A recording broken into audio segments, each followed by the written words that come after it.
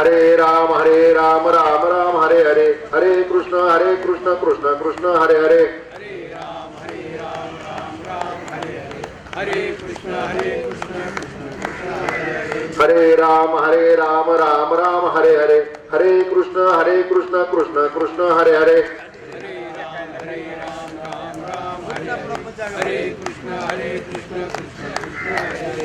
पुंडलिका वरदे हरिठ्ठल, श्री ज्ञानदेव तुकाराम, पंढरीनाथ भगवान की जय, माऊली ज्ञानेश्वर महाराज की जय, जगद्गुरु संत तुकाराम महाराज की जय, सब संतन की जय.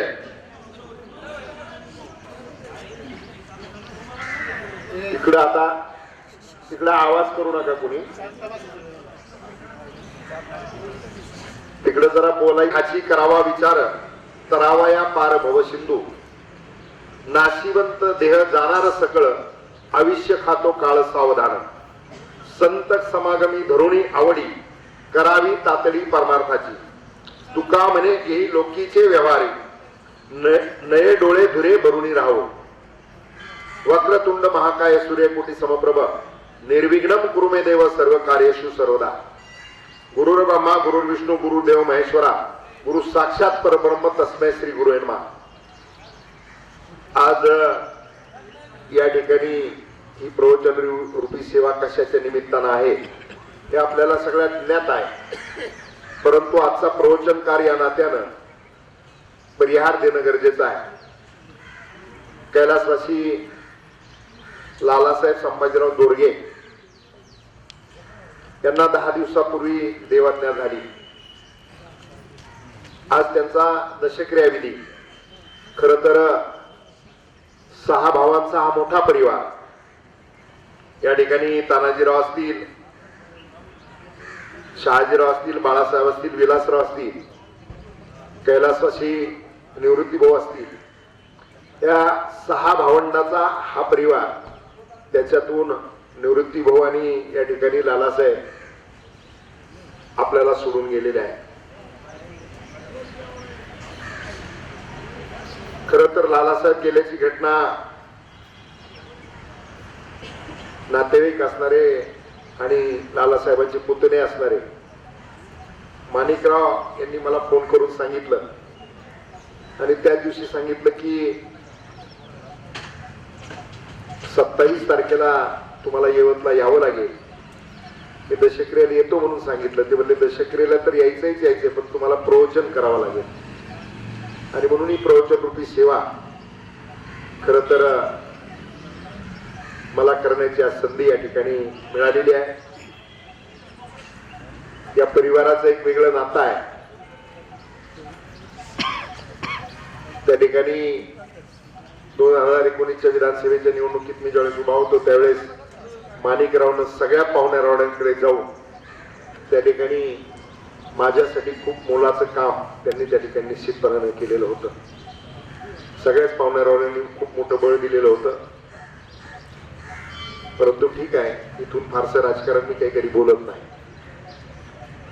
या परिवाराचा एक वेगळा जिव्हाळा आणि म्हणून या ठिकाणी दशक्रिया विधीला तर यायचंच होतं, परंतु प्रवचन रूपी सेवा करण्याची संधी खर तर माणिकराव यांच्यामुळे आज मला मिळाली.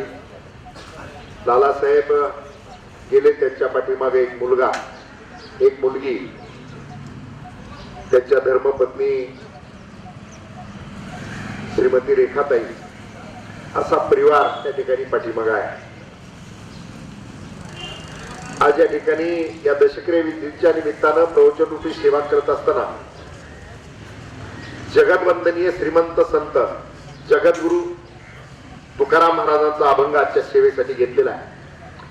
क्षणोक्षणी हाची करावा विचार, तरावाया पार भव सिंधू, नाशिवंत देह जाणार सकळ, आयुष्य खातो काळ सावधान, संत समागमी धरुणी आवडी, करावी तातडी परमार्थाची, तुका म्हणे येई लोकीचे व्यवहारे, नये डोळे जरे भरुणी राहो. हा सर्वांना परिचित असणारा अभंग आजच्या सेवेसाठी या ठिकाणी घेतलेला आहे. क्षणोक्षणी हाची करावा विचार, तरावाया पार भव सिंधू. तुकाराम महाराज म्हणतात, माणसानं प्रत्येक क्षण एकच विचार केला पाहिजे की हा जीवनरूपी भवसिंधू आहे, हा सागर आहे, हा पार करण्यासाठी आपल्या जीवनामध्ये त्या ठिकाणी क्षणाक्षणाला आपण आपलं जीवन सार्थकी कसं लावता येईल याचा विचार त्या ठिकाणी केला पाहिजे. महाराज पुढे म्हणतात, नाशिवंत देह जाणार सकळ आयुष्य खातो काळ सावधान. महाराज याच्यामध्ये सांगतायत की हे मानवा, तुला मिळालेला जो देह आहे तो देह अनमोल आहे, परंतु तो नश्वर आहे. काळाचं खाद्य आयुष्य आहे आणि काळ आयुष्य खातोय, आणि म्हणून त्या ठिकाणी सावध होण्याची आवश्यकता आहे. सावध होऊन काय करायचं तर संत समागमी, संताची आवडी धरायची आणि परमार्थाची तातडी करायची, अशा प्रकारे महाराजांनी या ठिकाणी सांगितलेलं आहे. आणि तुका म्हणे इलुकीचे व्यवहारे नये डोळे धुरे भरून राहू. संसार विषय या सगळ्यामध्ये गुंतून राहून त्याचा धूर डोळ्यात घालून घेण्यापेक्षा क्षणाक्षणाला आपलं जीवन सार्थकी कसं लावता येईल, क्षणाक्षणाला आपल्या जीवनाचा उद्धार कसा करता येईल आणि मुक्तीच्या मार्गाने पुढे कसं जाता येईल, यासाठीचा हा महाराजांनी या ठिकाणी आपल्याला अनमोल उद्देश करणारा अभंग या ठिकाणी घेतलेला आहे. आता क्षणोक्षणीच का तर आपल्याला जर म्हटलं की इथपर्यंत जाऊन यायचे तर माणसं सहज तयार होतात. पुण्याला जायचं म्हटलं तर थोडंफार अडचण सांगण्याचा प्रयत्न करतात, आणि मुंबईला जायचं म्हटलं तर मग म्हणणार आज सवडच नाही, आणि पंढरपूरच्या वारीला चला म्हणलं तर मग तर अजिबातच सवड नसते. माणसं म्हणतात अजून मुलाला काय कळत नाही, त्याला थोडस व्यवहाराची प्रपंचाची त्या ठिकाणी उडी लागू द्या, तो जरा प्रपंचाचं पाहायला लागला, त्याचं लग्न बिग्न झालं की मग येऊ. लग्न झाल्यावर वारीला चला म्हणलं की म्हणते आता लहान लेकरू झालेलं आहे, घरातलं जे काय थोडस लक्ष देणं अजूनही गरजेचं आहे, पुढच्या वर्षी येऊ, असं टाळत त्या ठिकाणी जातात. आणि म्हणून क्षणाक्षणाचा विषय जो आहे तो विषय या ठिकाणी महाराजांनी घेतलेला आहे की क्षणाक्षणाला विचार करायला सांगितलं. क्षणोक्षणीच का तर आपल्या हरिपाठाची सुरुवात जर आपण जर पाहिलं तर त्या हरिपाठामध्ये सुद्धा म्हटलेलं आहे, देवाच्या द्वारी उभाक्षर भरी तेने मुक्तीचारी साधेल्या. म्हणजे देवाच्या द्वारा क्षणभर जर उभा राहिला तर चारही मुक्ती साधेल्या असं हरिपाठात आपल्याला सांगितलं जात आहे. मात्र तोच हरिपाठ आपण शेवटाकडे जाताना जर बघितलं, 27वी हरिपाठातली आपण जर बघितली तर त्याच्यात काय म्हटलेलं आहे, रिकामा अर्धगडी राहू नको. म्हणजे अर्धगडी सुद्धा रिकामा राहू नको अशा प्रकारचं त्या ठिकाणी अध्यात्मामध्ये त्या ठिकाणी सांगितलेलं आहे. या ठिकाणी आध्यात्मिक विचार करत असताना, क्षणोक्षणीचा विचार करत असताना क्षणाक्षणाला महाराजांनी विचार करायला सांगितलेला आहे. मग आता आपण विचार करत नाही का तर सगळेजण म्हणतील आम्ही क्षणाक्षणाला विचार करतो. आता इथं जरी प्रवचनात बसलेलो असलो तर मुंबईत काय चाललंय याचा आम्ही विचार करतोय, दिल्लीत काय चाललंय याचा आम्ही विचार करतोय, पाहुण्याचं काय चाललंय त्याचा विचार करतोय, आज कांद्याची लागवड चालू आहे, लेबर येईल का नाही वेळेत त्याचा आम्ही विचार करतो. विचार करतोय का करतोय, पण विचार कोणता केला पाहिजे या ठिकाणी महाराजांनी सांगितलेलं आहे, संत समागमी, संतांचा समागम करण्याचा आणि परमार्थाची तातडी करण्याचा विचार सांगितलेला आहे. खर तर सत्ययुगामध्ये मनुष्याला आयुष्य होतं 1,00,000 वर्षाचं आणि ध्यानानं देवाची प्राप्ती सांगितलेली होती. त्रेतायुगामध्ये 1 कमी झाला, आयुष्य 10,000 वर्षाचं सांगितलं, देवाची प्राप्ती सांगितली. द्वापार युगामध्ये पुन्हा 1 कमी झाला, आयुष्य 1000 वर्षाचं आणि पूजेनं देवाची प्राप्ती सांगितली. आता कलियुग आहे, पुन्हा 1 कमी झाला आणि आयुष्य सांगितलं 100 वर्षाचं आणि इथे नामस्मरणानं देवाची प्राप्ती सांगितलेली आहे. आता आपण परमेश्वराला सगळे मिळून एकच प्रार्थना करणं गरजेचं आहे की पुढच्या युगामध्ये अजून 1 कमी करू नको, कारण 100 वर्ष 1 कमी झाला तर 10च राहते. म्हणून 100 दिलेलं आहे कलियुगामध्ये. आणि देवाची प्राप्ती कशाला सांगितली तर प्राप्ती नामस्मरणानं सांगितलेलं आहे. नामस्मरण म्हणजे काय? भजन कीर्तन प्रवचन हे नामस्मरण आहे. आता भजन करायचं म्हटलं तर माणसं म्हणतात वेळ कुठे, कधी करायचं भजन? आता इथं आलेली पाहुणे मंडळी सगळी वाहनाने आलेली असतील. आता गतिमान युग आहे, आपण सगळे वाहनाने या ठिकाणी आलेलो आहे. येताना कुणी मोटरसायकल आला असेल तर त्या ठिकाणी हँडल हाताने धरलेला आहे, पायाने ब्रेक गिअरचा कार्यक्रम चालू आहे. जो 4 चाकीनं आलेला आहे त्याने स्टिअरिंग हाताने धरलेला आहे, ब्रेक क्लच ऍक्सिलेटर पायानं काम आहे. तोंडाला काय काम आहे? बरं आपण घरून निघालो गप्प आलो का? कोणी विचार करा, गप्प आलो का आपण?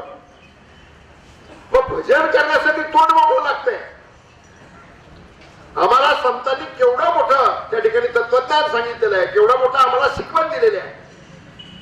कामामध्ये काम, कुणी म्हणा राम राम, म्हणजे काम करत असताना सुद्धा रामाचं नाम घ्या. संत सावता महाराजांनी त्या ठिकाणी कांदा मुळा भाजी अवघी मिठाई माझी, म्हणजे त्यांनी कशात बघितले? देवाला कांदा मुळा भाजी मध्ये बघितलेला आहे, मोठ नाडा याच्यामध्ये त्यांनी बघितलेला आहे. सावता महाराज त्या ठिकाणी त्या शेत पिकाला पाणी देत असताना ज्यावेळेस मोठ हाकायचे, मोठेनं पाणी ज्यावेळेस त्या ठिकाणी थारोळ्यात पडायचं, पाटानं निघायचं, सावता महाराज बारं मोडल्यानंतर त्या पाण्याला म्हणायचे, असाच वाहत जा आणि माझ्या पांडुरंगाला भेट. आता आरण कुठं, पंढरपूर कुठं, परंतु वाहणाऱ्या पाण्यामध्ये देखील सावता महाराजांना त्यानं पंढरपूरला पंढरीश पांडुरंगाच्या दर्शनाला जावं, विठ्ठलाच्या दर्शनाला जावं असं वाटत होतं. आणि म्हणून तोंडानं सावता महाराज पंढरपूरला किती वेळेत गेले यापेक्षा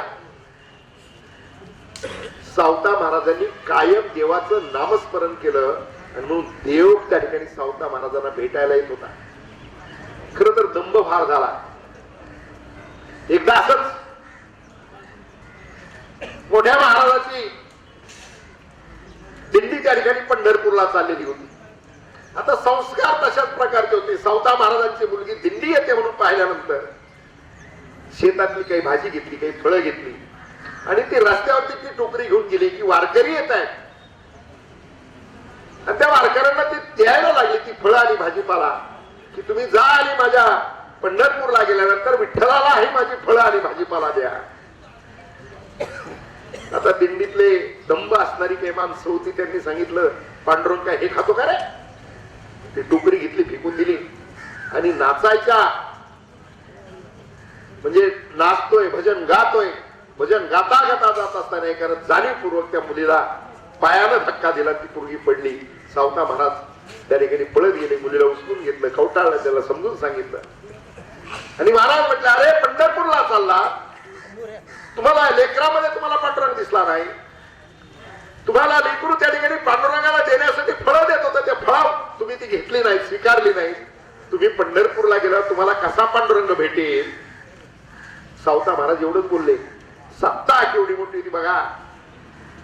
तो 16 तिथे गेला, सगळ्यांना पांडुरंग विटेवरती उभा राहिलेला दिसत होता, विठ्ठल विटेवरती उभा राहिलेला दिसत होता, मात्र या दिंडी सोहळ्यात गेलेला कुणालाही पांडुरंग दिसत नव्हता. ही सत्ता सावता महाराजांची होती. त्याच कारण मुखात काय नाम होत, नामस्मरण सांगितलंय. कलियुगामध्ये त्या ठिकाणी देवाची प्राप्ती करायची असेल तर नामस्मरणाने प्राप्ती होती आणि मग नाम घेण्यासाठी मुख आपलं मोकळं आहे.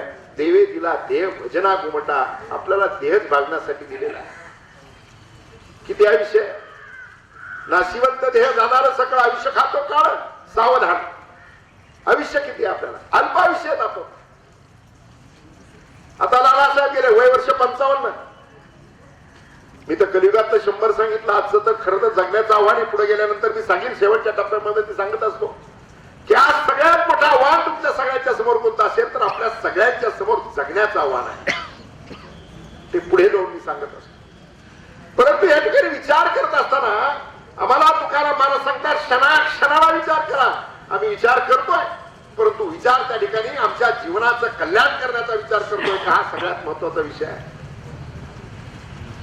विचार करत असताना त्या ठिकाणी उगीच माणसं निरर्थक विचार करतात, निरर्थक.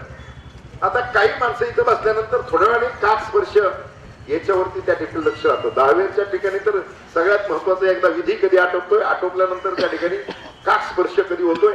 आता इथे लवकर होतो अशी मला माहिती मिळाली, चांगली गोष्ट आहे. काही माणसं उगाच विचार करतात कावळ्याला दात किती असतील. आता हा काही विचार आहे का? हा विचार करायचं काही कारण आहे का? अनाठाई विचार माणसं करतात. एकदा असंच एक तरुण रोज त्याच्या घराच्या समोर बसलेला असायचा. एक गवळी त्याच्या म्हशी घेऊन जात असायची आणि त्याच्याकडे एक मुरा जातीची म्हैस होती. त्याचा शिंगाचा गोल आकार होता. तो रोज एक विचार करायचा की या म्हशीच्या शिंगात आपलं डोकं बसल का. हा विचार करत असताना एक दिवस त्याचा मेहुणा येतो. त्या मेहुण्याला विचारतो की दादी हे रोज म्हशी जातात, तिचं गोल शिंग बघा ना कसं छान दिसतंय ते गोल शिंग. तर दाजी म्हणतो हा छान दिसतंय. दाजी जरा तयारीतच असतो. तो त्या शिंगात माझं डोकं बसेल का. ते म्हणे कशाला विचार करतो, प्रयोगच करून टाक. दुसऱ्या दिवशी म्हशी सुटल्यानंतर नेमकं त्या म्हशीलाच मालकाने त्या दिवशी भलं ठोकलेलं असतं. ती म्हैस येते हा प्रयोग करायचा ठरवतो, त्याच्या शिंगात डोकं गुंतवतो. आता तिला आधीच मारलेली होती, वैतागलेली होती, हिंजड घेते, आपटो घेते. याच डोकं काय लवकर निघत नाही. प्रयत्नपूर्वक माणसं त्याला कसं तरी त्याच्यातून सोडवते. हॉस्पिटलला नेऊन ऍडमिट करावं लागतं. ऍडमिट झाल्यानंतर भेटायला माणसं जातात. आता भेटायला गेला आपला प्रश्न काय असतो, पेशंटची सगळ्यात मोठी बेजारी याच्यातच असते. भेटायला येणारा माणूस जो प्रश्न विचारतो ती त्याला कॅसेटच वाजावं लागते सारखी. कसं झालं, काय झालं, काय झालं, काय झालं. हा सांगतो की असं म्हशीच्या डोक्यात मी म्हशीच्या शिंगात मी डोकं गुंतवलं त्याच्यामुळे हाल झाले. प्रत्येक जण त्याला विचारणार म्हशीच्या शिंगात पुढे डोकं गुंतवतात का, विचार केला का नाही, का केला नाही. त्याला 6 महिने विचार करीत होतो. आता ह्या काही विचाराला अर्थ आहे का. महाराजांनी या ठिकाणी सांगितलेलं आहे क्षणाक्षणाला विचार कशाचा करायचा आहे, तर क्षणाक्षणाला हा भवसिंधू पार करून तुम्हाला जायचंय. भवसिंधू पार करून जायचं म्हणजे संसार रूपी हा जो भवसिंधू आहे, हा समुद्र आहे. हा समुद्र पार करायचा. खरं तर समुद्राचा अंत लागत नाही. त्याची किती खोली आहे, त्याच्यात किती पाणी आहे, किती अंतर आहे, पण हे सगळं पार करून जायचंय. आणि जीवन तर अशा पद्धतीचं दिलेलं आहे. जीवनामध्ये सुख जवापाडे दुःख पर्वत एवढे. सुखाचे प्रसंग मोजायला बोटावर मोजता येतात, पण दुःखाचे प्रसंग अनंत जीवनामध्ये असतात. अशा प्रकारचं जीवन आहे. आणि मग या जीवनामध्ये आपल्याला सुख मिळवायचं असेल, आनंद मिळवायचा असेल, तर क्षणोक्षणी हा विचार केला पाहिजे की देवाच्या नामस्मरणातूनच आम्हाला ते सुख आणि आनंद मिळणार आहे. सुख आणि दुःख हे पाहुणे आहेत, हे घरातले सदस्य नाही. आणि म्हणून त्या ठिकाणी क्षणाक्षणाला विचार करत असताना त्या ठिकाणी सार्थकी जीवनाचा विचार केला पाहिजे.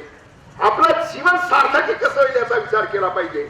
आणि त्याच्यातलं एक तुम्हाला महाभारतातलं फार महत्वाचं उदाहरण आपल्या सगळ्यांच्या नजरेसमोर निश्चितपणानं आपल्याला आहे माहीत. सार्थकी जीवन. पितामह भीष्म त्या ठिकाणी अर्जुनानं देवानं शेवटी भीष्माला मारणं एवढं काही कोणाचंही काम नव्हतं, ते शक्यही नव्हतं. भीष्म प्रचंड अधिकारी होते, परंतु देवानंच त्या ठिकाणी भीष्मांचा अधर्माच्या बाजूला लढतात म्हणून भीष्मांना त्या ठिकाणी भीष्मांचा मृत्यू करायचा, त्यांना मारायचं अशा प्रकारची योजना आखली. आणि त्या ठिकाणी तो सगळा इतिहास आपल्या सगळ्यांना माहिती आहे, किंवा ते पुराण आपल्या सगळ्यांना माहिती आहे. भीष्म पडले, बाण लागले, 113 बाण भीष्मांच्या अंगात होते. मी क्षणोक्षणी सांगतोय 113 बाण अंगात घुसल्यानंतर भीष्म पडलेले आहेत. भगवान श्रीकृष्ण त्यांच्या पायाजवळ उभे राहिलेले आहेत, त्यांना नमस्कार केला. भीष्माच्या हातात बाण होते, सगळ्या शरीरात बाण होते, रक्तस्राव होत होता. क्षीण आवाजामध्ये भगवान श्रीकृष्णाला त्यांनी आवाज दिला, डोळ्याने इशारा केला आणि सांगितलं की आता बसा. इशारा करून सांगितलं आता मला त्रास देऊ नका, मला थोडस शांत राहू द्या. भीष्मांची शक्ती एवढी होती की यमाला पायाजवळ उभं केलेलं होतं. बाणाच्या शय्येवर पडल्यानंतर 22व्या दिवशी भीष्मांनी देह ठेवला. भगवान श्रीकृष्णाला सांगितलं की मला आता कुणी त्रास देऊ नका. आणि 11 दिवसानं ज्यावेळेस मी डोळे उघडील त्यावेळेस या म्हणून सांगितलं आणि 11 दिवसानं ज्यावेळेस पितामह भीष्मांनी डोळे उघडले त्यावेळेस भगवान श्रीकृष्णाच्या हातामध्ये विष्णू सहस्रनामाचा ग्रंथ दिला. आता आपल्याला सगळ्याला प्रश्न पडत की हातात बाण होते, सगळ्या शरीरात बाण होते. खरं तर एवढे बाण आपल्याला साधा काटा टोचला तर त्याच्या वेदना आपल्या मेंदूत जातात, काही सुचत नाही. दार दुखायला लागली तर भजन कुणी करील का? डोकं दुखायला लागलं तर भजन कुणी करील का? पोट दुखायला लागलं तर कीर्तनाला कोणी जाईल का? मात्र क्षणोक्षणी मी सांगतोय त्या ठिकाणी पितामह भीष्मांना त्या ठिकाणी बाणाच्या शय्येवर पडल्यानंतर मिळालेले जे क्षण होते ते क्षण त्यांना कारणी लावायचे होते आणि म्हणून त्यांनी ते विष्णू सहस्रनाम आता लिहिलं कुणी विचार करताल तर ते पितामह भीष्म होते. साक्षात गणेशाने येऊन त्या ठिकाणी ते विष्णू सहस्रनाम लिहिलेलं आहे. भगवान श्रीकृष्णाच्या हातात दिल्यानंतर भगवान श्रीकृष्णाच्या डोळ्याला धारा लागल्या. तिथे विदुर काका आणि संजय हे दोन्ही अधिकारी पुरुष उभे होते. देवाच्या डोळ्याला धारा लागल्यानंतर विदुर काका म्हणतात, भगवंता का शोक करता? त्यांनी सांगितलं की मी मृत्यूच्या शय्येवर पडल्यानंतर देखील जे मिळालेले क्षण आहे ते क्षण त्या ठिकाणी पितामह यांनी कारणी लावलेले आहेत आणि म्हणून माझ्या डोळ्यात अश्रू आहे. सार्थकी जीवन द्या मिळालेले तेवढे क्षण त्या ठिकाणी त्यांनी कारणी लावले आणि म्हणून क्षणोक्षणी हा विचार केला पाहिजे. मृत्यूच्या शय्येवर पडल्यानंतर देखील देवाचं नामस्मरण 1000 नावं विष्णू सहस्रनाम हा ग्रंथ त्यांनी त्या ठिकाणी केला. स्वतंत्र भारताच्या इतिहासात एक चांगलं उदाहरण निश्चितपणाने आपल्या समोर आहे. सार्थकी जीवनाचा विचार कशा पद्धतीने केला पाहिजे, जीवन सार्थकी कसं लावलं पाहिजे आणि क्षणाक्षणाला कसा विचार केला पाहिजे.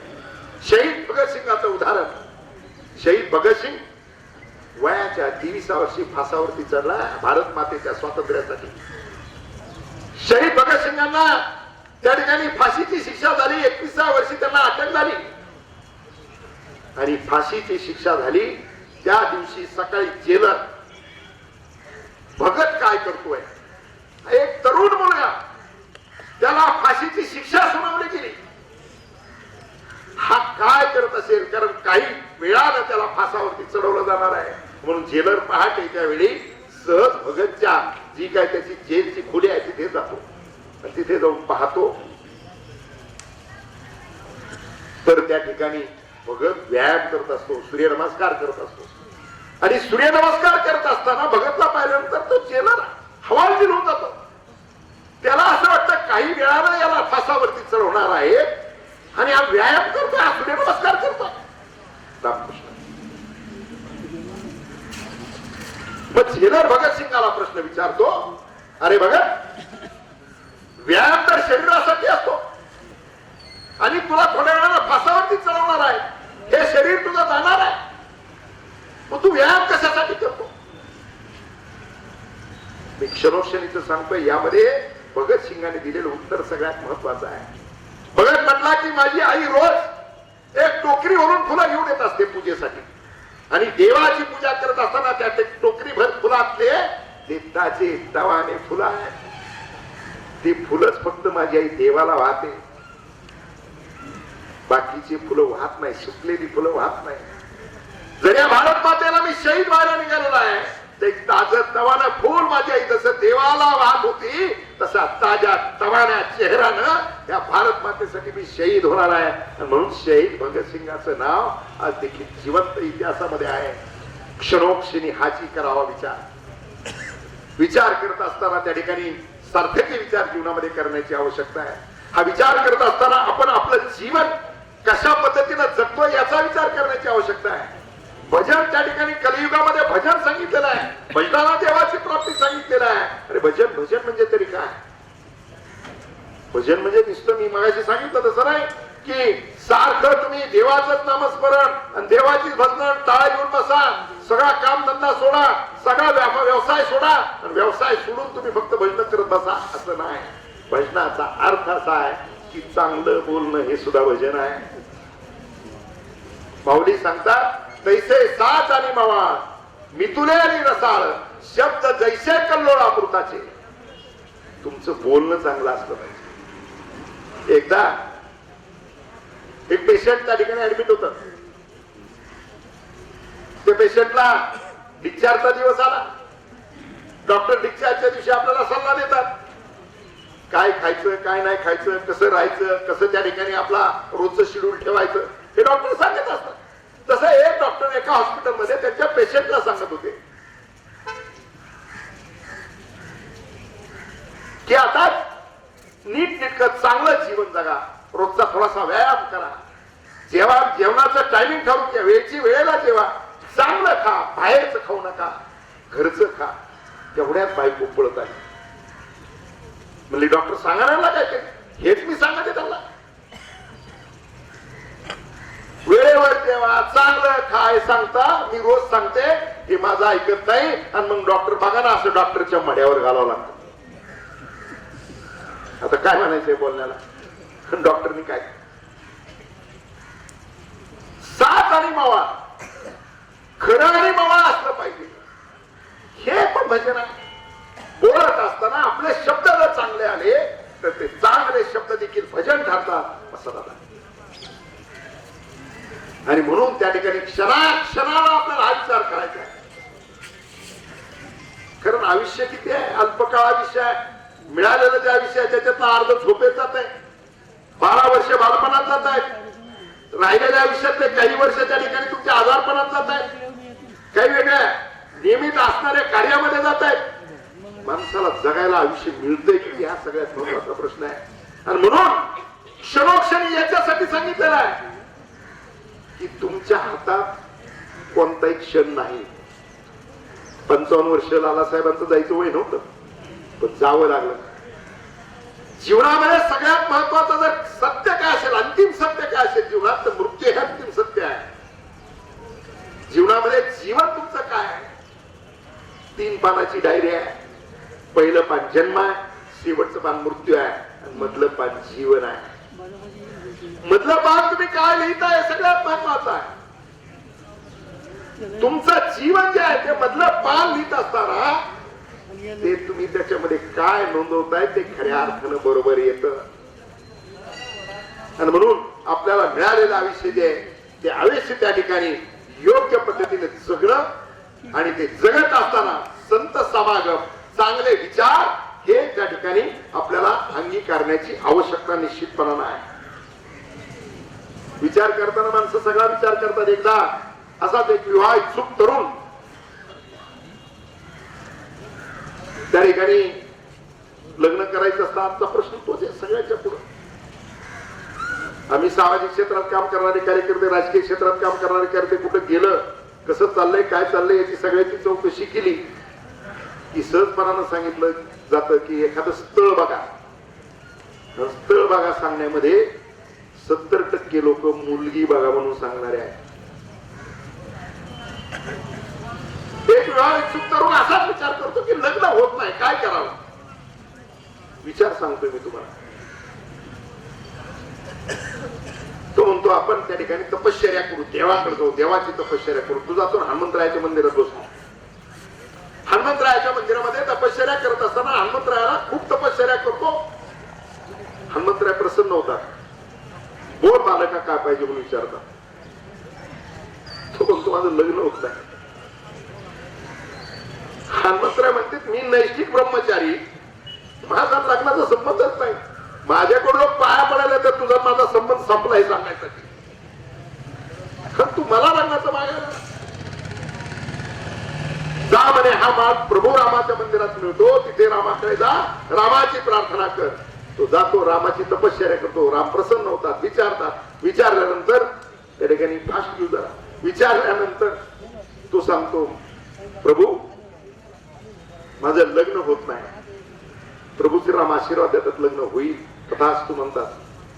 जातो, याचं लग्न होतं, सुंदर बायको मिळते, सुंदर प्रपंच सुरू होतो. सुंदर प्रपंच सुरू झाल्यानंतर एकदा असेच नवरा बायको यात्रेमध्ये फिरायला जातात जोडीनं.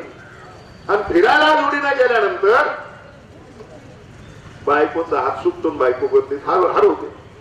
8 दिवस शोधतो, 15 दिवस शोधतो, बायको काय सापडत नाही. विचार करतो रामाच्या कृपेनं बायको मिळाली, पुन्हा रामाची प्रार्थना करू, रामाला प्रसन्न करून घेऊ. तो जातो रामाच्या मंदिरात बसतो, रामाच्या मंदिरात बसून रामाची प्रार्थना करतो, राम प्रसन्न होतात आणि तो विचारतो, राम विचारतात, काय बालका बोल, आता काय अडचण आहे तुझी? मला तुमच्या आशीर्वादाने लग्न झालं, पत्नी चांगली मिळाली, संसार चांगला चाललेला होता, पण यात्रेला गेलो माझी बायको हरवली. अरे राम म्हणले, माझी सीतेचं ज्यावेळेस अपहरण झालं त्यावेळेस मी हनुमानाला पाहायला पाठवलं, मला सापडली नाही, हनुमानाला शोध लावला, माझी प्रार्थना करून काय उपयोग आहे? परत हनुमंतरायाच्या मंदिरात गेला, दृष्टांत संपला. विचार करत असताना त्या ठिकाणी कुठं काय मागावं याचा सुद्धा विचार झाला पाहिजे. कशा पद्धतीचा विचार त्या ठिकाणी करतोय हे सगळ्यात महत्वाचं आहे. आणि म्हणून क्षणाला विचार हा भवसिंधू, जीवनाचा भवसिंधू जो आहे तो पार करून आपल्याला जायचंय आणि आपलं जीवन सार्थकी करायचंय. कारण नाशिवंत देह जाणार, सकळ आयुष्य खातो काळ सावधान. आणि म्हणून नामदेवराय म्हणतात, मरणाआधी सावध व्हावे, कीर्ती करून मरावे, जन्म घालू नये वाया, मानवाची उत्तम काय. किती अनमोल देह आपल्याला मिळालेला. खरं तर 84 लक्ष मध्ये सगळ्यात अनमोल देह कोणता असेल तर तो मनुष्याचा आहे.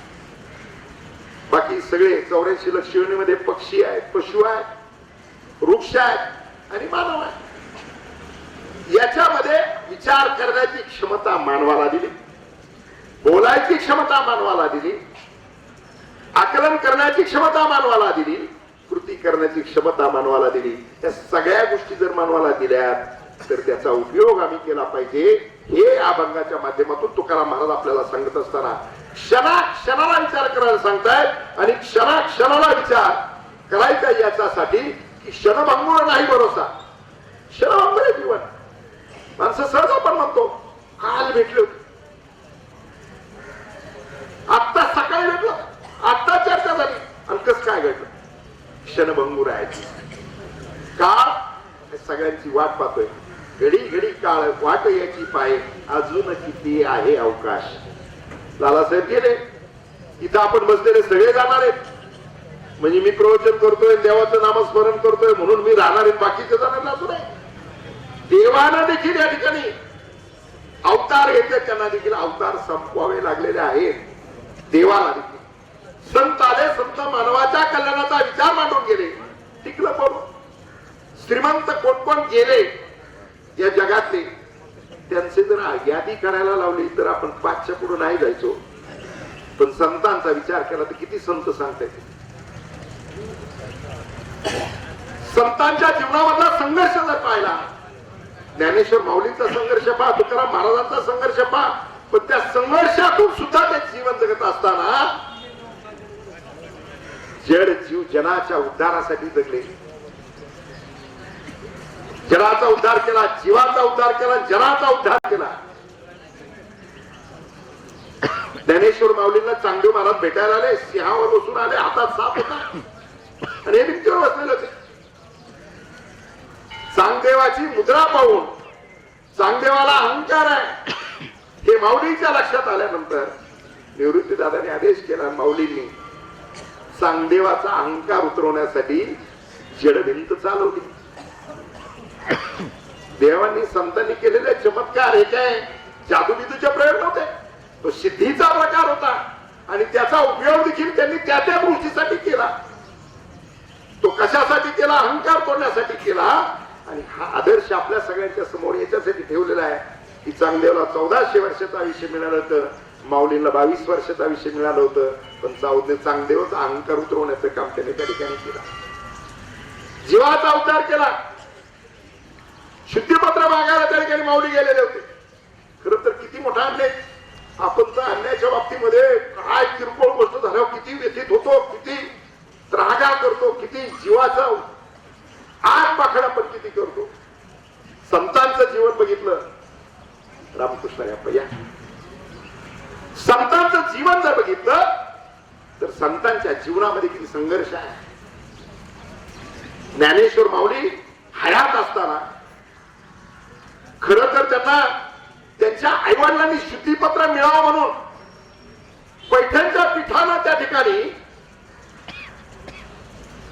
काय प्रायश्चित्त असेल ते सांगा. विठ्ठल विठ्ठल पंतांनी सांगितलं ते आम्ही घेतो, पण आमच्या मुलाला धर्मात द्या, त्यांना शुद्धीपत्र द्या सांगितलं. देहांत प्रायश्चित्त सांगितलं विठ्ठल पंतांनी, रुक्मिणी मातेनं देहांत प्रायश्चित्त घेतलं, तरी देखील माऊलींना भावंडांना शुद्धीपत्र मिळालं नाही. पुन्हा भावंडांना विचार केला की पैठणला जायचं, पैठणच्या क्षेत्री आमच्या आई वडिलांनी प्रायश्चित्त घेतलेलं आहे, आम्हाला आता त्या ठिकाणी तुम्ही शुद्धीपत्र द्या. माऊलींना शुद्धीपत्र तर दिलंच नाही, पण वेदाचं त्या ठिकाणी माऊली ज्यावेळेस सांगायला लागले, त्या पीठानं असं सांगितलं की तू जर म्हणतो सगळ्यात ठाई जीव आहे, आमचा धर्म प्रत्येक जीव जो आहे तो परमात्मा स्वरूप मानतो. आणि माऊलींनी ते सांगितल्यानंतर रेडा पडून जात असताना विचारलं की त्या रेड्यात आहे का तुझ्यासारखा जीव? त्यांनी सांगितलं होय आहे. मग आता तो म्हणेल का वेद? माऊलींनी रेडा बोलवला, रेड्याच्या हातावर डोक्यावरती हात ठेवला आणि रेड्यानं वेद बोलले. रेड्यांचे मंदिर झाले. आम्ही मनुष्य आहोत, रेड्यांचे मंदिर झाले. माऊलींनी रेड्याला वेद बोलायला लावले. म्हणून जीवन जे आहे संतांनी आपल्यासाठी खूप मोठा अमोघ असा ठेवा करून ठेवलेला आहे. जगद्गुरूंनी अभंगाच्या माध्यमातून आपल्याला एवढा मोठा ठेवा केला आहे की जीवनामधल्या प्रत्येक प्रश्नाचं उत्तर गाथा, गाथेमध्ये कुठल्याही अभंगाकडे तुमच्या प्रश्नाचं उत्तर तुम्हाला मिळतंय. एवढा मोठा ठेवा संतांनी आपल्यासाठी करून ठेवलेला आहे. आणि म्हणून या ठिकाणी जीवन जगत असताना जसं या अभंगात क्षणोक्षणी हाची करावा विचार, तरावया पार भव सिंधू, नासीबद्ध देह जाणार सकळ आयुष्य खातो काळ सावधान, संत समागमी धरावी आवडी करावी तातडी परमार्थाची जे सांगितलेलं आहे, संतांच्या संगतीमध्ये संतांचा ऐकून संतांच्या वाङ्मयाच्या माध्यमातून आपल्याला आपल्या जीवनाचा उद्धार करता येतो. आणि काय सांगितलंय? भजन करा सांगितलंय. भजन करा म्हणजे काय? मी सारखं मगाशी सांगून गेलो की सारखं भजन करा, देवाचं भजन करा, काम धंदे सोडा असं नाही सांगितलेलं. आपण जर चांगलं बोललो तर ते सुद्धा भजन ठरतं. कुटुंबामध्ये आनंद निर्माण करणं, आनंद आणि सुख ह्या गोष्टी काय मॉलमध्ये विकत मिळत नाहीत. तुम्हाला तुमच्या कुटुंबामध्ये आनंदी कुटुंब निर्माण करायचं असेल, सुख मिळवायचं असेल तर ते तुमच्या हातात आहे. कुटुंबातल्या सगळ्यांनी जर आनंदी जीवन जगायचं ठरवलं, चांगलं बोलायचं ठरवलं तर त्या ठिकाणी निश्चितपणानं कुटुंब आनंदी होऊ शकतं. धुनमुनच जगण्यापेक्षा गुणगुणत जर जगलो तर त्या कुटुंबामध्ये आनंद निर्माण होऊ शकतो. आणि तो आनंद निर्माण करणं कुटुंबातल्या प्रत्येक घटकाच्या हातात आहे. माय मावल्या त्या ठिकाणी आईचं तर अनन्य साधारण उपकार आहेत आपला. जसं मी सांगितलं की मृत्यू आम्हाला कळत नाही, मृत्यू कुठलाही संकेत देत नाही. जीवनातला अंतिम सत्य मृत्यू आहे. जीवनात जन्माची चाहूल लागते. डायरीचं पहिलं पान जे जन्म आहे त्या जन्माची चाहूल लागते. आमची माय माऊली त्या ठिकाणी चाहूल लागल्यानंतर त्यावेळेपासून आपली काळजी घेते. लिकुडाचे हित वाहे माऊलीचे चित्त आईशी कळवळ्याची जाती करी लाभावी न प्रीती. जन्माची चाहूल लागल्यापासून लेकराला त्रास होऊ नये म्हणून काय खायचं काय नाही खायचं याच्या पथ्यापासून सुरुवात होते. वडील तरी प्रेम करतात मुलावरती, पण वडील प्रेम कधी करतात? मुलगा जन्माला आल्यानंतर. त्या ठिकाणी तिथून पुढे वडिलांचं प्रेम सुरू होतं. मात्र आईचं प्रेम हे चाहूल लागल्यापासून सुरू होतं. मात्र जीवनामध्ये कुटुंबामध्ये आनंद निर्माण करायचा असेल तर आईच्याही हातात आहे आणि वडिलांच्याही हातात आहे. तोच मुलगा मोठा झाला, त्याचं लग्न झालं. आणि लग्न झाल्यानंतर जर थोडासा बायकोच्या ऐकण्यात गेला की घोटाळा झालाच. 18-20 वर्षापर्यंत तुम्ही त्याला सांभाळला, त्याला मोठा केला, त्याच्यावरती प्रेम केलं, त्याचं लग्न देखील फार हौशेनं केलं, लग्न मोठ्या नामडौलात केलं. सून घरात आली आणि सुनेचं लेख ऐकायला लागला की सुरू होऊन जात. आमचा दादा खूप चांगला होता, चांगला होता. तिथं होता म्हणून सुरुवात झाली की तिथं गणित बिघडलं. आणि मग त्याचे दोष काढायला सुरुवात केल्यानंतर त्याचे दोष सगळ्या दुनियेत जर सांगत फिरली, जो दादा तू 20 वर्षापर्यंत त्याला सांभाळला, त्या दादानं थोडस बायकोचं ऐकायला खरं नाही ऐकलं पाहिजे, आईलाच प्राधान्य दिलं पाहिजे. याचे अध्यात्मात अनेक उदाहरणं किंवा त्या ठिकाणी दृष्टांताच्या निमित्तानं अनेक उदाहरणं आहेत. परंतु थोडं नाही का नांदायला लागला की तो बाईल बुद्ध्या झाला इथपर्यंत जातं, तिथपर्यंत जाऊन पुढं पार कुठपर्यंत जातं ते आता मी सांगत नाही. मात्र हेच लेकाच्या तक्रारी सगळ्या दुनियेत करत असताना लेकीचं गुणगान गाताना मात्र सांगते ताईचं मात्र फार कल्याण झालं. तिचा नवरा तिच्या शब्दाच्या पुढं नाही. मग तुझा जर बाईल बुद्ध्या झाला, तुझा जर बाईल बुद्ध्या झाला तर मग ताईचा नवरा बाईल बुद्ध्या नाही झाला तर काय? म्हणून चिंतन हे केलं पाहिजे, विचार हा केला पाहिजे की आपण त्या ठिकाणी आपल्या कुटुंबामध्ये आनंद निर्माण करायचा असेल तर त्या ठिकाणी ज्या चुकीच्या गोष्टी त्याची चर्चा होता कामा नाही. गुणगुणत जीवन जगलं पाहिजे. गुणगुणत जीवन जगण्यात अर्थ नसतो, कारण आयुष्य मिळालेलं जे आयुष्य आहे ते क्षणाक्षणाला आयुष्य जे आहे ते आयुष्य आपल्याला चांगलं जगता आलं पाहिजे. आणि चांगलं जगायचं असेल तर आपल्या हातात आहे. चांगलं जगायचं असेल तर आपण कसं वागतो याच्यावरती ते आयुष्य आपलं ठरलेलं आहे. आणि म्हणून ते आयुष्य जगत असताना निश्चितपणानं असेही आप्पा उदाहरण काही मिळाले. एका दशक्रिय विधीला एकदा मी गेलेलो होतो आणि त्या दशक्रिय विधीमध्ये श्रद्धांजली आपल्या सुरू झाल्यानंतर एक मुलगी रडायची थांबतच नव्हती. आणि मी उभा राहिल्यानंतर मी सांगितलं कुणीतरी त्या मुलीला समजून सांगा. आई गेल्या तर दुःख असतंच, परंतु ठीक आहे आलेले लोक तुमच्या परिवारासाठी बोलायला आले, तुम्ही थोडं थांबलं पाहिजे. खालून एकानं सांगितलं मुलगी नाहीये. म्हणलं कोण आहे? म्हणले सून आहे. मला प्रश्न पडला हे खरंच आहे का? दुसऱ्या दिवशी मी माझी धर्मपत्नी आणि काही महिलांना घेऊन त्यांच्या घरी भेटायसाठी गेलो तर सगळ्यांनी सांगितलं ती सुनबाई होती, ती रडणारी सुनबाई बोलवली. कुटुंबियांना घरातल्या महिलांना सांगितलं तिची भेट घ्या. टोकळे नावाचा परिवार श्रीमंत शहरात राहणारा त्या सुनेला सांगितलेला सगळ्यात महत्वाचा आहे. मी नांदायला इथं आल्यानंतर ज्यावेळेस मी येत होते त्यावेळेस मनात अनेक प्रश्न होते, पण इथं आल्यानंतर माझ्या आईनं मला जेवढं प्रेम दिलं नाही तेवढं प्रेम मला माझ्या सासूनं दिलं. मला आई गेल्यापेक्षा दुःख सासू गेल्याचं जास्त झालं. कोणी घरात आनंद निर्माण कोणी केला? आणि आनंद निर्माण करणं कोणाच्या हातात आहे? आनंद निर्माण करणे आपल्या हातात आहे. आणि मग आनंद निर्माण करायचा असेल तर सुनेचं चुकत असेल तर तिला तिच्या कानात सांगितलं पाहिजे, तिला घरात सांगितलं पाहिजे. आणि तिचं जे योग्य असेल ते चांगलं असेल ते सगळ्या गल्लीत सांगितलं पाहिजे. आमच्या सुनेसारखी सून नाही हे तुम्ही सांगितलं तर घराचा स्वर्ग व्हायला वेळ लागत नाही. घराचा स्वर्ग करायचा असेल तर माझ्या सुनासारखी गुणी सून कुठं मिळाली नाही. तिचं चुकत असेल ते तिला सांगा, ती निश्चितपणाने दुरुस्त करण्याचा प्रयत्न करील. आणि मग ती देखील सासूची तेवढी सेवा करील. हा त्या ठिकाणी क्षणाक्षणाला या ठिकाणी विचार करण्याची आवश्यकता आहे. पूर्वी घरं लहान होती, माणसांची संख्या मोठी आहे, जसं 6 भावंडांचा परिवार आहे.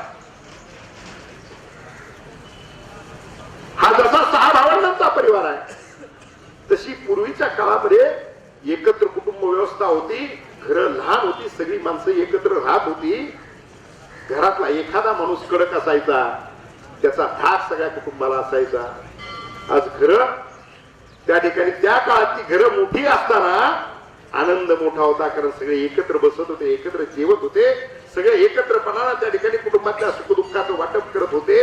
आता घरं मोठी झालेत पण आनंद लोप पावलेला आहे. आई वडील त्यांच्या खोलीमध्ये आहेत, मुलगा त्यांच्या खोलीमध्ये आहे, कोण काय करतंय कळत नाही, कारण मोबाईल नावाचं साधन आलेलं आहे. आपण काही नाही ना, आपण जायचं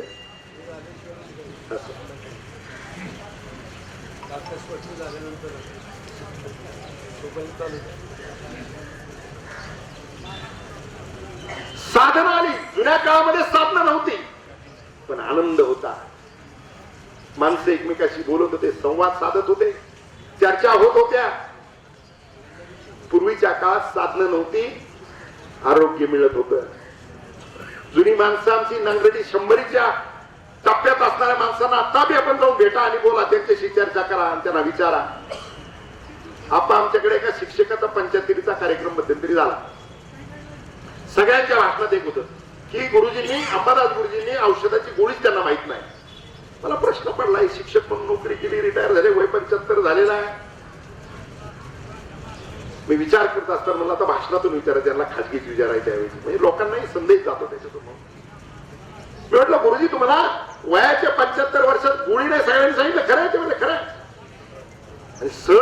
प्रश्न आठवला. मी विचारलं त्यांना की चप्पल घालायला कधी मिळाली.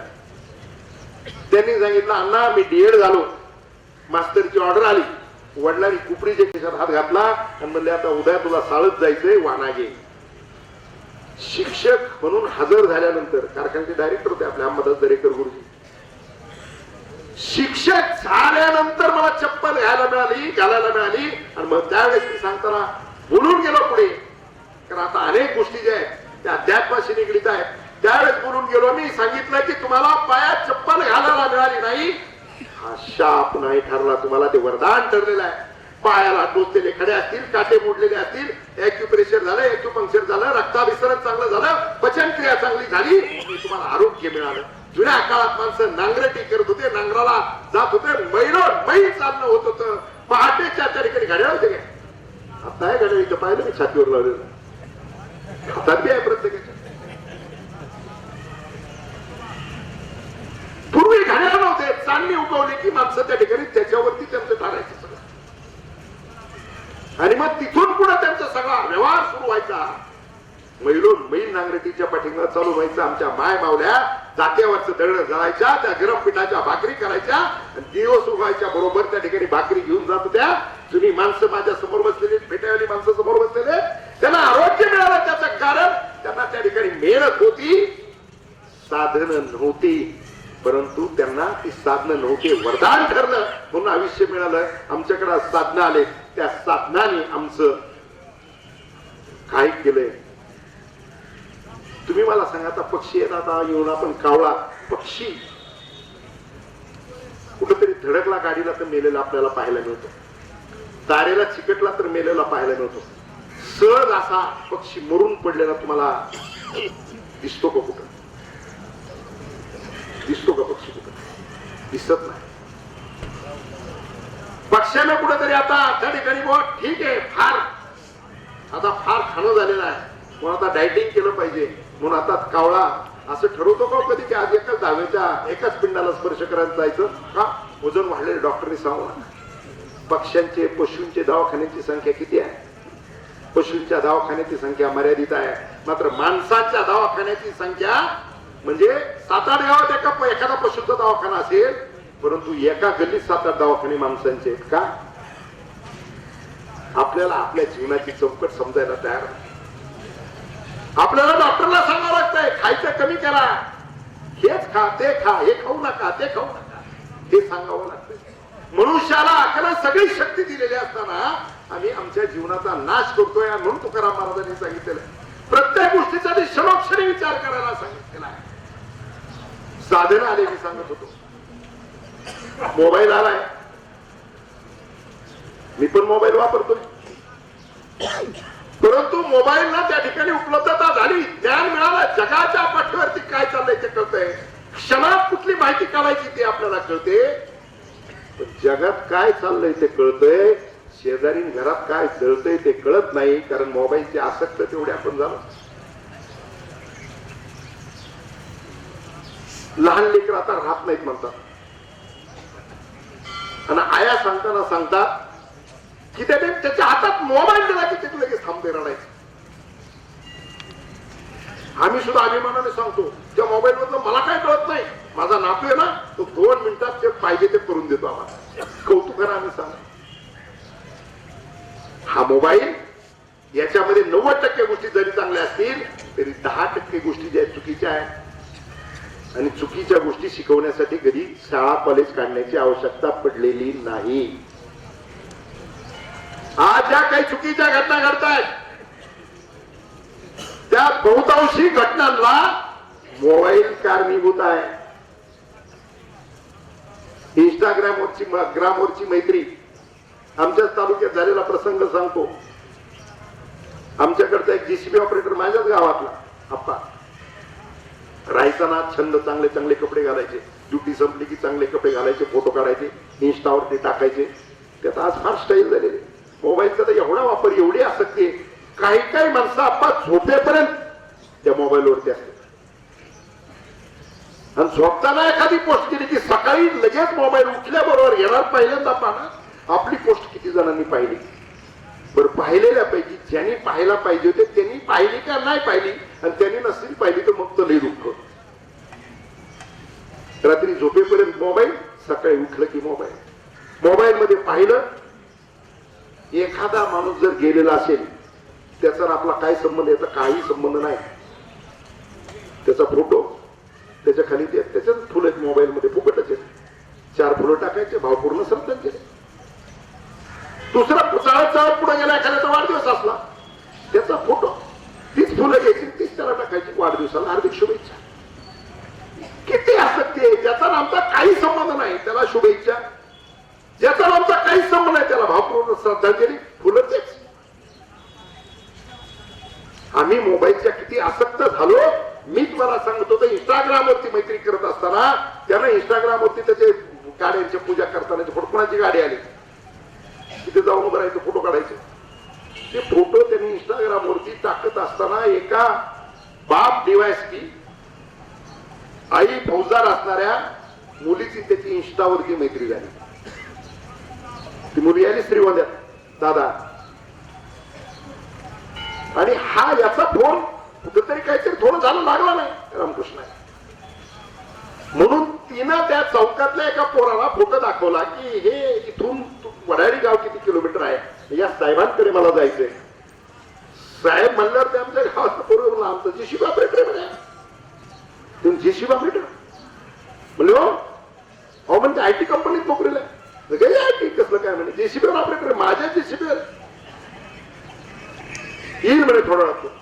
पूर्वी हुशार होती, ती ताबडतोब पोलीस स्टेशनला गेली, आणि पोलीस स्टेशनला जाऊन तिनं सांगितलं की मी अशी अधिकाऱ्याची मुलगी आहे, मी बसले, माझी चूक झालेली आहे. साहेब इकडे रडत होती. साहेबाचा फोन आला गाव सांगितल्यामुळं. म्हणलं तुम्ही तुमच्या पद्धतीनं सत्कार करा, आमचा काही विषय नाहीये. इंस्टाग्राम आणि मोबाईल लेकरं वापरतायत, ते कुठपर्यंत वापरतायत, त्याच्यात काय पाहतायत हे पाहण्याची आवश्यकता आहे. आणि या सगळ्या गोष्टी पाहून काय काय घडतंय, अनर्थ जे घडतायत ते याच्या माध्यमातून घडताय. म्हणून चांगलं जे आहे ते चांगलं मोबाईल मध्ये खूप आहे, पण चांगलं किती घेतलं जातं. जसं मी मगाशी सांगितलं की वाईट शिक्षणासाठी कॉलेज नाही, चांगलं शिकायचं त्याच्यासाठी कॉलेज आहे, चांगलं शिकायचं त्याच्यासाठी शाळा आहे. असं कधी झालं का की तंबाखू किती घ्यावी, तिला चुना किती लावावा, ती किती वेळ सोडावी, किती थापा त्याच्यावर माराव्या, कशी तंबाखू उचलावी, कशी कोणत्या बाजूला उजव्या की डाव्या बाजूला ओठाच्या खाली टाकावी, असं कुठं कॉलेजमध्ये शिकवलंय का? ते आपण शिकताय. चांगलं शिकवण्यासाठी कॉलेज आहे, चांगलं शिकवण्यासाठी अध्यात्म आहे, संस्कारासाठी अध्यात्म आहे. आणि म्हणून या सगळ्या गोष्टी करत असताना क्षणाला विचार या ठिकाणी करण्याची आवश्यकता आहे की आपण जीवन कशा पद्धतीनं जगावं, आसक्त कशासाठी व्हायचं, आसक्त किती व्हायचं याचा विचार केला पाहिजे. त्या ठिकाणी साधनं आले, पण आनंद लोप पावलेला आहे. आनंद मिळवायचा असेल तर साधनापासून थोडस बाजूला गेलं पाहिजे. आणि म्हणून तुकाराम महाराज पुढे आणखी एका अभंगात सांगतात, आता तरी पुढे हाची उपदेश आहे, नका करू नाश आयुष्याचा, सकळांच्या पायी माझे दंड होतात. तुकाराम महाराजांनी आपल्या पायावर दंडच घालावा एवढी लायकी आहे का आपली? पण तरी देखील जनाच्या कल्याणासाठी तुकाराम महाराजांनी अभंग केला, आता तरी पुढे हाची उपदेश, नका करू नाश आयुष्याचा. झालं ते झालं, सोडून द्या सगळं, पण आता इथून पुढे तरी तुम्ही जीवन जगण्याचा विचार करा आणि चांगला विचार करा. आणि मग क्षणाक्षणाला विचार सांगितलेला आहे तो याच्यासाठी सांगितलेला आहे की तुमचं जीवन जर तुम्हाला चांगलं करायचं असेल तर ते तुमच्या हातात आहे. जसं सांगितलं की सुख आणि आनंद मॉल मध्ये विकत मिळत नाही, सुख आणि आनंद तुम्हाला तुमच्या घरात निर्माण करावा लागतो, आणि तो करता येतो, आणि तो करण्याचा प्रयत्न निश्चितपणानं झाला पाहिजे. आणि म्हणून या ठिकाणी हा अभंग घेत असताना की तुमचं जीवन किती नाशिवंत आहे, आणि हा मिळालेला ध्येय किती अनमोल आहे, किती अनमोल आहे ध्येय, पण त्याची आसक्ती किती आहे. मरण कोणाला आवडतं का? मरण म्हणलेला शब्द सुद्धा आवडत नाही. एकदा एक मुळी विके असंच वैतागलेला असतो पूर्ण, उन्हाळ्याचे दिवस, त्या ठिकाणी जायचं जंगलामध्ये, सरपण गोळा करायचं, मुळी बांधायची, मुळे आणायची, विकायची, त्याच्यातून पैसे मिळतील ते पैसे घ्यायचे आणि उदरनिर्वाह चालवायचा. वैतागून गेलेला असतो. एक दिवस असाच मुळी घेऊन निघतो. वैतागलेला असतो, तहान लागलेली असते, पाणी कुठं जवळ नसते. एक झाड पाहतो, झाडाच्या खाली मुळी टाकतो आणि झाडाच्या खोडाला टिकून बसताना म्हणतो, अरे यमा कुठं लपून बसलास तू, उचल ने मला. किती हा छळ आहे जीवनातला, कुठं लपलास, कुठं चढलास, ये. 11 विकार रूप धारण करून एक पुढे एक जण उभा राहिला. हा गडबड तो घाबरला. 11 विकार रूप पाहिलं, घाबरला. कोण आहात तुम्ही मला? म्हणे आत्ताच तू हाक मारली होती ना, तोच यम्मी आहे. वैतागलेस ना, तुला न्यायला आलेलं आहे. ते झाड होतं कल्पतरूच. तो नाही नाही वैतागलं वगैरे काय नाही, मुळी उचलायला कुणी नाही म्हणून आवाज दिला होता.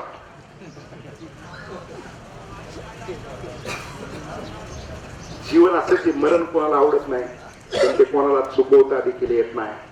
म्हणून आयुष्याच्या श्वास देवाला आपल्याला ठरवून दिलेले आहे. एकही श्वास तुम्हाला जास्ती घेता येत नाही. ग्रास सगळी सत्ता नाही आली. घास हातातला घास तुम्हाला गिळता येत नाही, ही सुद्धा सत्ता तुमच्या हातात नाही. जायचा क्षण, वेळ, काळ आणि ठिकाण ह्या गोष्टी ठरलेल्या आहेत. आणि म्हणून मिळालेलं आयुष्य जे आहे त्या आयुष्यात क्षणाक्षणाला हा विचार करायचा आहे की मला माझं जीवन कशा पद्धतीने आदर्श बनवायचंय. नाही तर माणसं एवढे असक्त झाले, आपल्याला मरण आहे हेच कोणाला पटत नाही. झालं पटत. आपा 2-3 वर्षापूर्वी 3 वर्षापूर्वी पालखी सोहळ्याची सुरुवात सद्गुरू संत शेख मोहम्मद महाराजांची केली. संत तुकाराम महाराजांचे समकालीन संत सिद्धीच्या माध्यमातून अनेक चमत्कार त्यांनी केले. देहू तुकाराम महाराजांच्या मंडपाला आग लागली, त्यांनी श्रीगोंद्यातून विझवली. हा फार मोठा इतिहास आहे की ज्याचा संत विजयामध्ये त्या ठिकाणी संदर्भ आलेला आहे किंवा अनेक गाथांमध्ये त्या ठिकाणी त्याचा संबंध आहे. त्या सद्गुरू संत शेख मोहम्मद महाराजांच्या पालखीला खंड पडलेला होता, बंद पडलेला तो पालखी सोहळा आम्ही सुरू केला. आणि मग आध्यात्मिक क्षेत्राकडे जात असताना पालखी सोहळ्याचं त्या ठिकाणी नेतृत्व करत असताना निश्चितपणानं सगळ्यांचा आग्रह अशा पद्धतीचा झाला की तुम्ही आध्यात्मिक क्षेत्रामधलं थोडंसं लक्ष घातलं पाहिजे. मग अभ्यास करून त्याच्यावरती बोलायला लागलो. सुरुवातीच्या काळात असं वाटायचं की प्रवचन आपण दशक्रिया विधीचे करायचे नाही, कारण बरेचसे आज आपल्या बहुजन समाजामध्ये अनेक प्रवचन आपण करायला लागलो की त्या ठिकाणी वेगळ्या प्रकारची हानी होते. म्हणून सुरुवातीला ठरवलं, पण नंतर विचार करताना एकानं मला असं सांगितलं की प्रवचन तुम्ही इथेच केलं पाहिजे, कारण एवढीच जागा आहे की इथं आल्यावर कळतं की इथं एक दिवशी आपण हाच कार्यक्रम आहे. आणि इथंच ऐकायची मानसिकता, स्मशान राज्य म्हणून इथंच माणसांची ऐकण्याची अवस्था त्या ठिकाणी मानसिकता असते. आणि मग इथे केलं पाहिजे. आणि म्हणून मी या ठिकाणी अभंगावरती आपल्या समोर सगळ्यांच्या बोललेला आहे, तिकडचा विधी आटोपलेला आहे. मी एक सगळ्यात महत्वाचा अनमोल उपदेश तुकाराम महाराजांनी आता तरी पुढे हाची उपदेश नका करू ना अशा विषयाचा हे सांगितलेलं आहे. आपण काय करतो, आपण जीवन आज सगळ्यात मोठं आव्हान कोणतं आहे? 55 वर्ष आयुष्य जाण्याचा आयुष्य नाही, परंतु त्या ठिकाणी माणसामध्ये आव्हान अशा प्रकारचं तयार झालेलं आहे. एक तर गतिमान युग झालंय आणि त्याचबरोबर आपण आहार जो आहे तो आहार आपला चुकलेला आहे. आदर्श जीवन जर जगायचं असेल तर काही गोष्टींचे पथ्य पाळण्याची आवश्यकता आहे. आपण त्या ठिकाणी भाजीपाला खातोय, आज आमचं कोणाचाही ताटाप्पा विषमुक्त नाही, कारण भाजीपाल्यावरती फवारणी आहे. आम्ही तेल खातो, तेल शेंगदाण्याचं आहे का, तेल करडीचं आहे का? त्याचा हिशोब जर केला तर 1 किलो शेंगदाण्याचं तेल घ्यायचं असेल तर त्याला 4 किलो शेंगदाणे लागतात. शेंगदाण्याचं तेल 150 रुपये किलो मिळतं, शेंगदाणा 125 रुपये किलो आहे. 4 किलो शेंगदाणे जर 1 किलो तेलासाठी लागत असतील तर 500 रुपयाचे शेंगदाणे होतात. 150 रुपयात शेंगदाण्याचं तेल कसं मिळू शकतं? मग ते तेल आहे का? आव्हानं जगण्याचे आहेत. अरे पूर्वीच्या काळात आमची आई त्या ठिकाणी तेल टाकत असताना करडीचं शेपटीवर तेल होतं, शेंगदाण्याचं पिवर तेल होतं, बाटलीच्या तोंडाला बोट लावत होती, 4 तेल टाकत होती. आज त्या ठिकाणी तेलामध्ये एवढी भेसळ आहे, ते पळीनं वापरलं जातंय. आमचं आरोग्य चांगलं कसं राहील याचं चिंतन करण्याची आवश्यकता आहे. भाजीपाला फवारणीचा आम्ही सगळे शेतकरी आहोत. आपण 4 वाफे स्वतःसाठी जर करण्याचा प्रयत्न जर केला, आज कॅन्सरची संख्या वाढली, त्याचं कारण फवारणीचा भाजीपाला, त्या ठिकाणी संकरित बियाणं, त्याचा त्या ठिकाणी धान्य, दुधामधली भेसळ, त्याची तर त्याची चर्चा न केलेली बरी. काकस्पर्श झालेला आहे. म्हणून 2 मिनिटात मी माझा विषय या ठिकाणी संपवणार आहे. 2 मिनिटामध्ये 2 मिनिटाचं चिंतन आपण सगळ्यांनी आपला प्राण कानात आणून ऐकण्याची आवश्यकता आहे. कारण 100 वर्षाचं आयुष्य त्या ठिकाणी कलियुगात सांगितलं, ते आज आम्हाला 100 वर्ष मिळत नाही. हॉस्पिटलमध्ये आम्हाला आयुष्यात अनेक दिवस घालवावे लागतात. त्याचं कारण आमचं ताट विषमुक्त नाही. ते ताट विषमुक्त करण्याची ताकद आमच्या शेतकऱ्यामध्ये आहे. 4 वाफे स्वतःच्या शेतात ऑर्गेनिक भाजीपाल्याचे करा. चांगला भाजीपाला आपल्या घरात खा. चांगलं तेल जे घाण्यावरचं तेल काढून आणा ते खा. दुधाचं जनावर तुमच्या दारात नसेल तर दूध खाऊ नका. परंतु भाजीपाला आणि धान्य विषमुक्त ताट करा. शेतकऱ्यांमध्ये ताकद आहे की आज आमचा शेतकरी या देशातलं ताट विषमुक्त करू शकतो.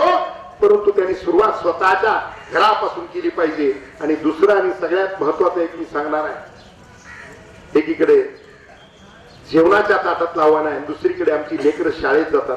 शाळेत जाताना आई वडील त्याच्या हातात 20-20 रुपये देतात. लेकरू शाळेत जाऊन काय खातं हे पाहण्याची आवश्यकता आहे. कुरकुरे खात आहेत. कुरकुरे 10 रुपयाचं पाकिट आहे कुरकुऱ्याचं. 48 ग्रॅमचं आहे. ते 8 पैसे ग्रॅम पडतं. तो 208 रुपये किलो पडतंय. माझी माय मावल्याला विनंती, शेंगदाणे 125 रुपये किलो आहे. फुटाणे 80 रुपये किलो आहे. गूळ 100 रुपयाच्या आसपास आहे.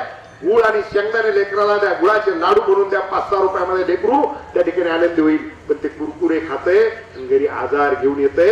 लेकरांचं आयुष्य कमी झालेलं आहे. जगण्यापुढची सगळ्यात महत्वाची आव्हान आहे. आणि सगळ्यात महत्वाचं सहज माणसं म्हणतात की गरीबाला कुठं बदाम काजू खाता येतील. पण गरीब गुटखा खातोय. फक्त गरीबच खातोय असं नाही. फक्त गरीबच खातोय असं नाही. गुटखा खाणारी खूप मोठी संख्या आहे. गुटख्याची पुडी मी खात नाही कधी. आपण आयुष्यात कधी खाल्लं नाही. पण हे सांगायला लागल्यानंतर सहज एकदा पुडी बघितली. वजन किती आहे त्या पुडीचं? 3.75 ग्रॅम. 3.75 ग्रॅम म्हणजे 4.25 ग्रॅम. पुडी केवढ्याला? पहिली 25ला मिळत होती, म्हणलं आता 30ला मिळते. का मिळते आता त्याचं कारण नाही सांगत. खरं तर अजितदादांनी कायदा आणला. या महाराष्ट्राच्या विधानसभेमध्ये कायदा पास झाला. गुटखा खाणं त्याच्या पुढीवर फोटो. कॅन्सर झाल्याचा फोटो दाखवतो. त्याच्यावर तोंड बघितलं तर पुढे फेकून दिली पाहिजे. पण माणसं ती तोडून खात आहे. गुटख्याची पुडी 30 रुपयाला. 4.25 ग्रॅमची पुडी जर 30 रुपयाला आहे तर तो 1 ग्रॅम 8 रुपयाला पडतो. गुटखा 8,000 रुपये किलो पडतो. अरे बदामाचे काजूचे भाव 800च्या आसपासच येत रे. आणि 8,000 रुपये किलोचा गुटखा खातो आपण. माझी सगळ्यांना विनंती, आता तरी पुढे हाची उपदेश नका करू ना आयुष्याचा. या ठिकाणी गुटखा खाणाऱ्यांनी गुटखा सोडला पाहिजे. तंबाखू आम्ही सहजपणानं माणसं खाते. काय म्हणजे तंबाखूला काय लागतं? 10 रुपयाची पुडी आहे. 10 ग्रॅमचीच पुडी आहे. 1 ग्रॅम 1 रुपयाला पडतो. म्हणजे तंबाखू 1000 रुपये किलो पडते. आणि बदाम 800 रुपये किलो आहेत.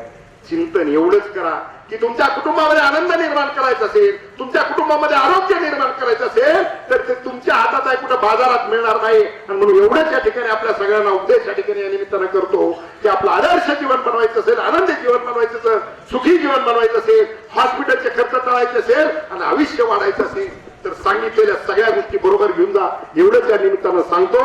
या ठिकाणी आजची प्रवचन रूपी सेवा लालासाहेब संभाजीराव दोरगे हे आमचे पाहुणे यांच्या दशक्रिया विधीच्या निमित्तानं या ठिकाणी करत असताना खरं तर लालासाहेब गेले. त्यांचे या ठिकाणी पुतणे माणिकराव तानाजी दोरगे यांनी मला या ठिकाणी आजची म्हणजे 10व्याला पाहुणे म्हणून यावंच लागेल म्हणून सांगितलं.